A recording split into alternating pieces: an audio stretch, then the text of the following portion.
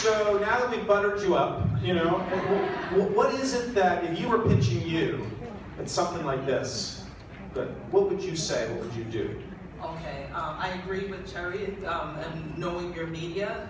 If you guys have watched today's show recently, you would know that our show is we have so many different avenues, we do so many different things. We go from the serious to, at the 10 o'clock, the kind of silly, but informative. So that's the first thing. But secondly, if I was pitching me, I would immediately have some kind of link available of me doing something in the media. If you want to be on TV, you know, to be on the Today Show, you kind of have to already have been on some other show or media. So, because the first thing they ask me when I pitch one of you or someone else is, do they have any experience? Can I see a link of what they have done before?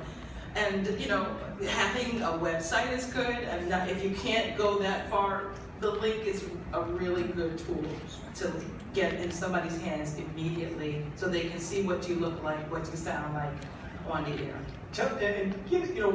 What if they've been on local TV, like local TV in Chicago or Sacramento? Is that good? Local TV is good too, and maybe you guys don't have that experience yet. You know, there are blogs out there. You can actually start a blog. You know, there's people who start YouTube channels. So if somebody's doing well communicating on YouTube, yes, that shows that you. is definitely something that we look at, just to see what you look like, what you sound like. All right. One other tip. What would you say? What's one other thing you would do? Oh, that I would do? Yeah, pitching you. Pitching me, I would send me I mean, I still take and look at emails. I get a lot of them, but the subject line, if the subject line is catchy, sometimes even people say, you know, met me at the summit, I often open up and just take a look to see what you have. Awesome. Thank you very much. Michelle, Jeffrey Paulman, CNBC. You've been here a number of times and have found people. What would you suggest if you were pitching you? Well, first of all, I'm going to start with, we're about to start a major investigative documentary and a series based on a pitch that someone gave me at this one of these summits. Wow. So it's probably going to be the most important thing I've done in a long time. So it's really good things that have come from these things. I'm going to put a finer point on what the two folks to my left just said. I've gotten pitches recently, one was very funny, about a company that makes hair extensions.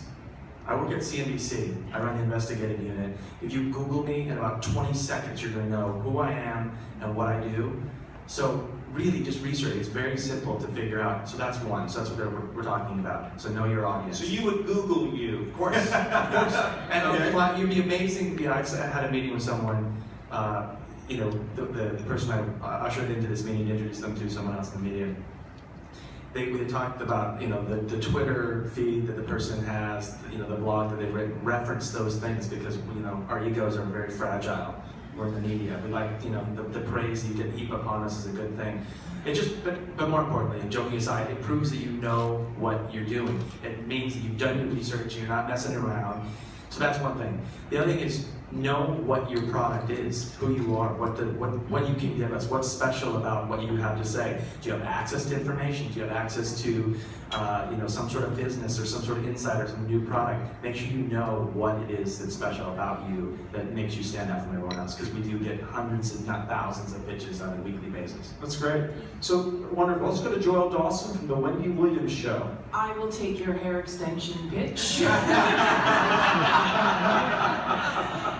But that's actually it's good he brought it up. Because you have to, as they were all saying, you have to know your media, but you have to know your audience. You know, with my show, we skew young, we skew hot topics, we skew hair products, we skew skin products, but all for a younger audience. So we don't necessarily talk about the medical issues out there.